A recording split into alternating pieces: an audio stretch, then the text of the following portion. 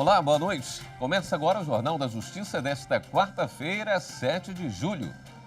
Tribunal Regional do Trabalho da 4ª Região, em Porto Alegre, condena a Dell Computadores a pagar 10 milhões de reais em indenização por dano moral coletivo.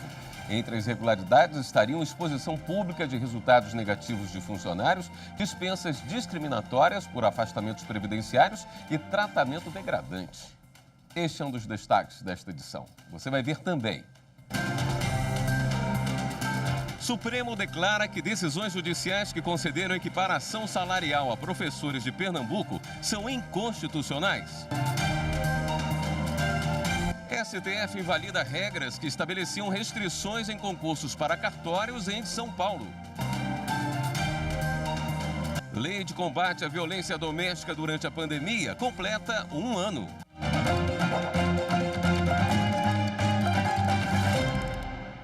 O Tribunal Regional do Trabalho da 4ª Região, em Porto Alegre, no Rio Grande do Sul, condenou a empresa de computadores Dell a pagar 10 milhões de reais por assédio moral.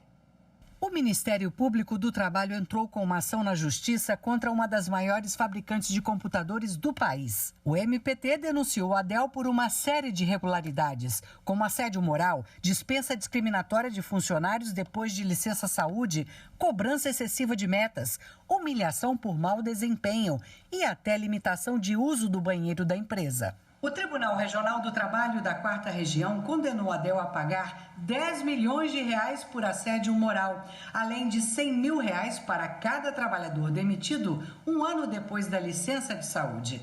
A Justiça também determinou que a sentença seja executada antes do julgamento de todos os recursos. Para o TRT, a violação de direitos humanos por empresas provoca inequívocos danos sociais, revelando nada mais, nada menos que a brutal exploração das pessoas despossuídas, que necessitam vender a sua força de trabalho para sobreviver e são consideradas descartáveis no processo da atividade econômica. Em nota, a Dell afirmou que sempre teve o firme compromisso de garantir a adoção de práticas e políticas que estejam de acordo com a legislação. A empresa disse que vai recorrer da decisão. Uma loja da rede de fast food Bob's não vai ter que indenizar um balconista que se acidentou ao voltar do trabalho para casa. Repórter Pablo Lemos tem os detalhes. O balconista ajuizou a ação trabalhista contra a FDC, uma franquia da rede Bob's, após alegar que o acidente que o deixou paraplégico ocorreu por causa de um dia exaustivo de trabalho e com 8 empregados a menos. De acordo com o processo, ele dormiu na direção da motocicleta na volta para casa. Em defesa, a empresa negou o desfalque da equipe e o aumento da jornada que teriam provocado o acidente. O Tribunal Regional do Trabalho da 3ª Região, em Minas Gerais, reformou a sentença que havia negado o pedido de indenização do empregado. Segundo o TRT, depoimentos colhidos no processo comprovaram que a equipe estava desfalcada, o que teria gerado o esforço excessivo do profissional e levado ao acidente no percurso para casa. Por isso, condenou a franquia da rede ao pagamento de 280 mil reais de indenização. No Tribunal Superior do Trabalho, o relator do caso na 4ª turma, ministro Alexandre Ramos, considerou ter ficado claro o acidente sofrido pelo balconista, mas afirmou que, com base nas regras da experiência e nas condições de normalidade, não se poderia concluir que as atividades de atendente de balcão possam se enquadrar no conceito de atividade de risco, segundo o entendimento expresso no Código Civil. À luz, inclusive, da jurisprudência do Supremo, entendo que não há uma atividade de risco caracterizada, mesmo porque o acidente de trajeto se dá fora dos domínios do meio ambiente de trabalho constituído pela empresa, ainda que seja equiparado a acidente de trabalho para efeitos previdenciários, isso não gera, na minha compreensão, direito de reparação dirigido ao empregador por absoluta ausência de comportamento antijurídico ou nexo de causa e efeito entre algum ato ilícito do empregador e o dano sofrido.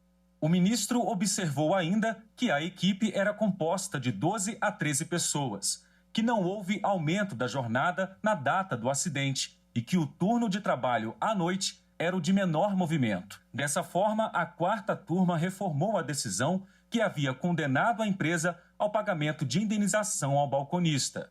A decisão foi unânime. O Sindicato dos Empregados no Comércio de Caxias do Sul teve o benefício da justiça gratuita cancelada pelo Tribunal Superior do Trabalho. Segundo a decisão, a entidade não provou insuficiência financeira. Por unanimidade, a sexta turma do TST entendeu que a mera declaração de hipossuficiência não é o bastante para a concessão desse direito.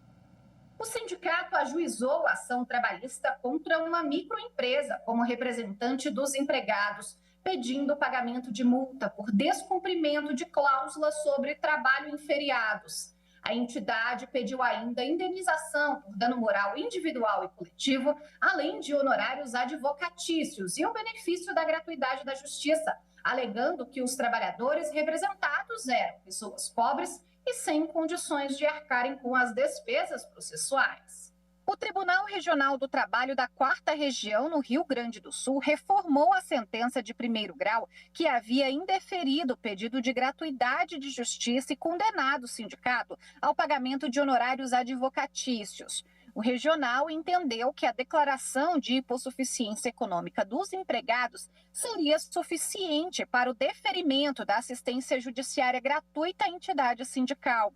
Já na sexta turma do Tribunal Superior do Trabalho, a ministra Cátia Arruda, relatora do recurso de revista da empresa, lembrou que, de acordo com jurisprudência do TST, a simples declaração de insuficiência financeira não é o bastante. É necessário haver prova evidente de que a entidade não pode pagar pelas despesas processuais. Por este motivo, o colegiado, por unanimidade, cancelou o benefício da justiça gratuita do sindicato. A terceira turma do STJ decidiu que operadoras de plano de saúde coletivo devem oferecer alternativa para os beneficiários manterem a assistência quando houver rescisão de contrato com a empresa. A decisão foi com base no Código de Defesa do Consumidor. Ao julgar recurso especial oriundo de ação de anulação de rescisão de contrato de plano de saúde coletivo empresarial, a terceira turma do Superior Tribunal de Justiça decidiu que a operadora que optar pela não renovação do contrato com a pessoa jurídica a que estão vinculados os beneficiários não tem a obrigação de mantê-los em plano individual ou familiar quando não existir essa opção na carteira de serviços.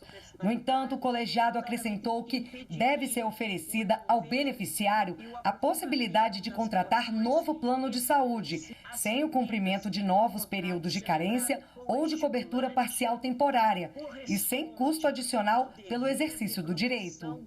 O caso analisado teve origem em ação de anulação de rescisão de contrato ajuizado por um grupo de usuários da Unimed Seguro Saúde, na qual eles buscavam a manutenção do contrato do plano de saúde coletivo empresarial ou a migração para plano familiar ou individual sem carências e nas mesmas condições do plano anterior. Em primeiro grau, o pedido foi acolhido. O Tribunal de Justiça de Minas Gerais confirmou a sentença sob o argumento de que, apesar de a não renovação do contrato ser um direito da operadora de saúde, mediante notificação prévia, o beneficiário deve ter a oportunidade de migrar para um plano individual ou familiar oferecido pela operadora. No recurso especial apresentado ao STJ, a Unimed defendeu a legalidade da rescisão do contrato coletivo e a inexistência de obrigatoriedade de migração dos beneficiários para contrato individual ou familiar por não comercializar essa modalidade, devido à suspensão da Agência Nacional de Saúde. A relatora do recurso, ministra Nancy Andrighi, lembrou que a súmula 608 do STJ reconhece que a ANS, no exercício de seu poder, deve observar as regras do Código de Defesa do Consumidor. Para Nancy Andrighi, na hipótese de resilição unilateral do contrato coletivo pela operadora, deve ser reconhecido o direito à portabilidade de carências. A terceira turma, por unanimidade, deu parcial provimento ao recurso especial para determinar que os beneficiários do plano de saúde coletivo sejam comunicados da efetiva extinção do vínculo contratual, para que possam exercer o direito de requerer a portabilidade de carência. O Conselho Nacional de Justiça deu 90 dias para o Tribunal de Justiça de São Paulo adequar o processo de vistoria pessoal para acesso às unidades. Nesse prazo, o tribunal deve garantir que os procedimentos sejam feitos por servidores ou agentes de segurança do mesmo gênero que a pessoa que passa pela revista. A decisão do conselheiro do CNJ, Marcos Vinícius Jardim Rodrigues, que entendeu que a revista de bolsas e sacolas de mulheres é uma extensão da intimidade delas e, quando são revistadas por seguranças homens, caracteriza a extrapolação dos limites impostos ao poder fiscalizatório dos tribunais nos prédios da Justiça. Essa liminar chegou a ser questionada pelo TJ de São Paulo em mandado de segurança no Supremo. Na ocasião, o ministro Edson Fachin manteve a decisão do Conselho, reconhecendo que a medida pode limitar a liberdade e agredir a imagem das mulheres. A liminar, então, foi revogada pelo relator da matéria no CNJ, com o objetivo de tentar uma conciliação entre as partes. Porém, a medida não apresentou resultados. E no próximo bloco, a STF invalida regras que estabeleciam restrições em concurso de serventias extrajudiciais no estado de São Paulo. Voltamos em instantes.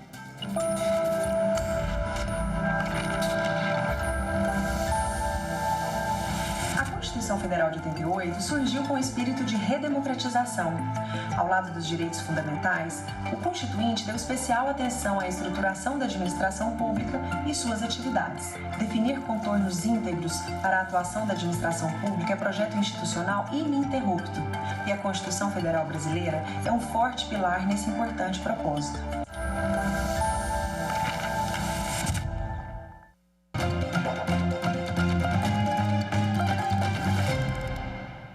O plenário virtual do Supremo Tribunal Federal invalidou regras que estabeleciam restrições em concursos de serventias extrajudiciais em São Paulo. Para os ministros, a legislação paulista fixava limitações não previstas em lei federal. O partido Avante apontava a violação ao princípio da isonomia e à regra do concurso público em norma paulista sobre ingresso na atividade notarial e de registro. No julgamento no plenário virtual, os ministros acompanharam o entendimento do relator Gilmar Mendes. O ministro destacou que a Constituição prevê que cabe ao Legislativo Federal regulamentar os serviços notariais e de registro, e que isso ocorreu com a Lei dos Cartórios de 1994. Segundo o relator, a Lei do Estado de São Paulo, ao limitar o provimento de cargos entre candidatos de 21 a 40 anos de idade, criou regra não prevista na legislação federal. Além disso, Gilmar Mendes lembrou que o entendimento da Corte é de que os estados não podem regulamentar ingresso e remoção nos serviços notariais e de registro.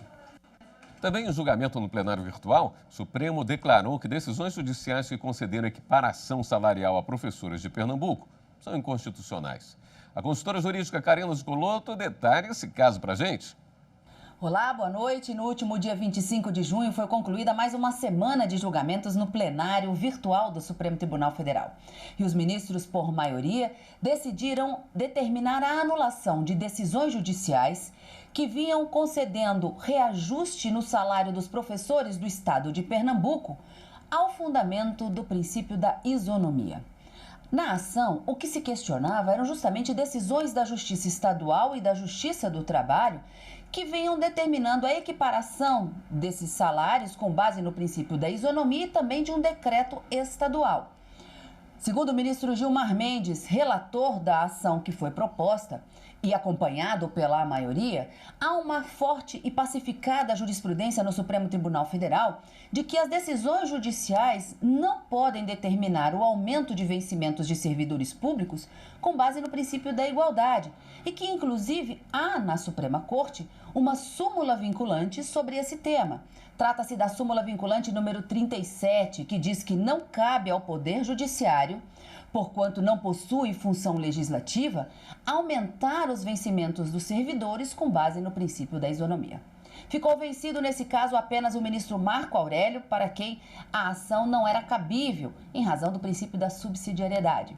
Os ministros, no entanto, decidiram por modular os efeitos dessa decisão para excluir da anulação das decisões judiciais que vinham concedendo esse reajuste, aquelas decisões que já haviam transitado em julgado, aquelas decisões das quais já não caiba mais recurso e também aquelas decisões judiciais que foram proferidas posteriormente a uma lei complementar de 1990.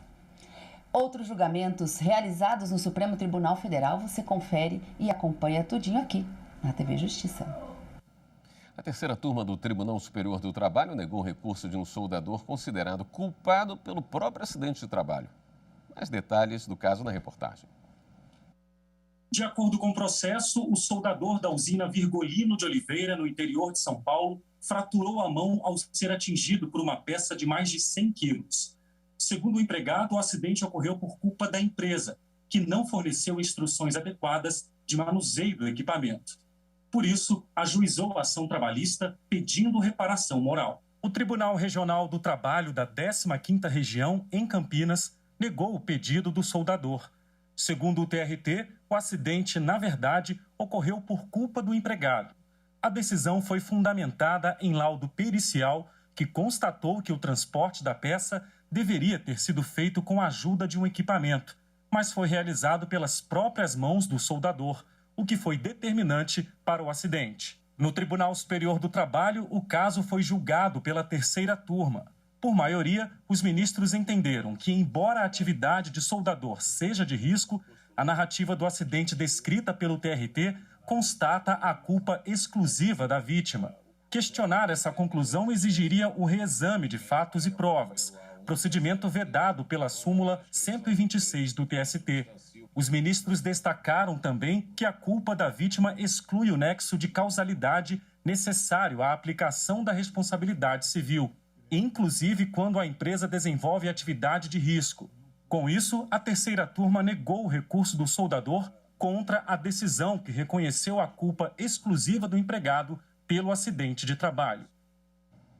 A segunda sessão do Tribunal Regional Federal da 1ª Região determinou a devolução de um caminhão apreendido por transportar madeira sem documento de origem florestal até a conclusão do processo.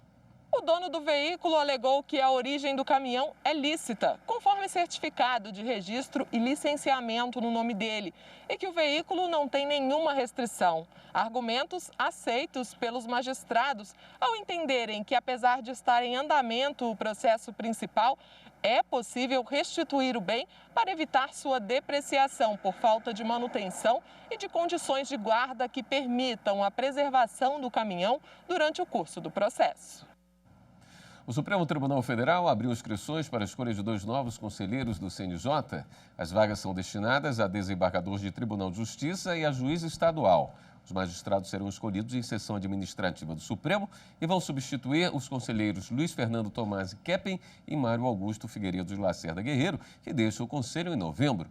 Os interessados devem se inscrever no site stf.jus.br/vaga-CNJ e enviar currículo até 19 de julho.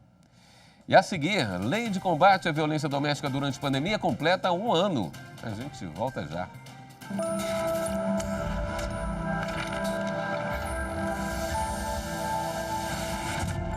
A atual Constituição, com seu vigor de justiça e soberania, estabeleceu ao legislador intrínsecas limitações ao poder tributário, o que se subsume à própria garantia de direitos individuais do contribuinte, cuidando das vedações que o legislador infraconstitucional há de reverenciar.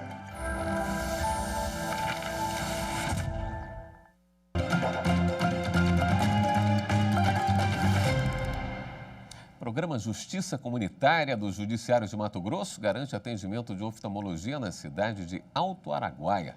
A iniciativa é fruto de uma parceria com a Prefeitura do município e o governo do estado. Ângela, Elvira e Ataíde. Eles estão entre as mais de 600 pessoas de Alto Araguaia, a 420 quilômetros de Cuiabá, que receberam atendimentos oftalmológicos de graça na carreta da Justiça Comunitária. Agora, eles vão passar a enxergar o mundo bem melhor. Nossa, é ótimo, porque o salário da gente está bem pouquinho e de fazer de graça, não ter que pagar a consulta e vai ganhar até o óculos. Isso é maravilhoso. Então, e vindo aqui sabendo que eu posso fazer um exame e passar o óculos e vou ganhar o óculos, nossa, para mim é muito bom, porque eu não teria condições de comprar outro óculos novamente. O mutirão, com consultas e óculos gratuitos, é resultado de uma parceria entre o Judiciário de Mato Grosso e a Prefeitura. E o encerramento contou com a presença de várias autoridades. A primeira vez que a carreta teve aqui, ele tinha mais de 1.200 pessoas aguardando atendimento dessa especialidade médica.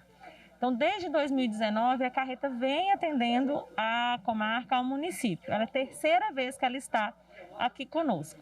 Então, a ação sempre é pensada junto com o Poder Executivo local, a partir da demanda que existe na cidade. Toda ação feita através de parceria, ela é válida, eficaz e sempre está acima de qualquer outro tipo de ação. Essa parceria que a gente estabelece entre Poder Judiciário, Poder Executivo, outros órgãos afins, isso ajuda muito. Queremos mais, vamos fazer muito mais. O nosso objetivo é servir e o Poder Judiciário. O juiz tem esse papel constitucional e associado às responsabilidades dos demais órgãos competentes. E aqui eu falo em poderes também, executivo, legislativo e os demais órgãos, inclusive federais e tribunais. Nós estamos aqui a servir, não só no papel constitucional de julgar, mas sim de fazer a diferença. Há um ano entrou em vigor a lei que garante o pleno funcionamento durante a pandemia da Covid-19 dos órgãos de atendimento a pessoas vítimas de violência doméstica. Considerados serviços essenciais, os canais de denúncia não podem ter os trabalhos interrompidos enquanto durar o estado de calamidade pública causado pelo novo coronavírus. Em 2020, uma entre 4 mulheres com mais de 16 anos disse ter sofrido algum tipo de violência no Brasil. Os dados são do Fórum Brasileiro de Segurança Pública. A proporção corresponde a 17 milhões de mulheres vítimas de agressões físicas, psicológicas ou sexuais. A própria casa continua sendo o lugar mais perigoso. Metade dos casos ocorreu dentro de residências e em mais de 70% dos registros, os agressores eram maridos ou namorados. O padrão é antigo, mas a pandemia da Covid-19 deixou o ambiente doméstico ainda mais hostil. Com a pandemia, tudo isso ficou muito mais evidente. Não que se tenha descoberto isso agora, isso sempre existiu. Mas é que com a pandemia e com o fato das pessoas terem que ficar muito juntas o tempo todo e a questão dos ajustes serem mais difíceis nesse momento, os escapes não puderam mais existir, enfim, os encontros, isso ajudou ao aumento de tensão e favoreceu esse tipo de violência no âmbito doméstico. Para enfrentar com mais rigor a violência doméstica, há um ano foi sancionada a lei que assegura o atendimento às vítimas durante o estado de calamidade pública causado pelo novo coronavírus. A legislação obriga atendimento ágil a todas as demandas relacionadas aos riscos à integridade da mulher. As denúncias podem ser feitas tanto presencialmente quanto em ambiente virtual. Aquele velho ditado que as pessoas diziam que em briga de marido e mulher não se mete a colher não é verdadeiro. As pessoas devem sim, tendo conhecimento de uma violência doméstica, devem comunicar às autoridades e é preservado o sigilo do informante. Desde o ano passado, denúncias recebidas pelo Disque 180, a Central de Atendimento à Mulher em Situação de Violência, devem ser encaminhadas a autoridades em até 48 horas. Medidas protetivas de urgência foram automaticamente prorrogadas e novas solicitações podem ser feitas online. Quando a gente encaminha essas pessoas ou quando a gente percebe que isso está acontecendo, a gente tem como, sim, salvar vidas, porque é uma forma que a gente tem de ajudar e de falar cada vez mais sobre esse assunto para que outras pessoas também possam buscar ajuda e saber que podem sair desse ciclo vicioso de violência. O Jornal da Justiça fica por aqui. Uma boa noite para você. Até amanhã.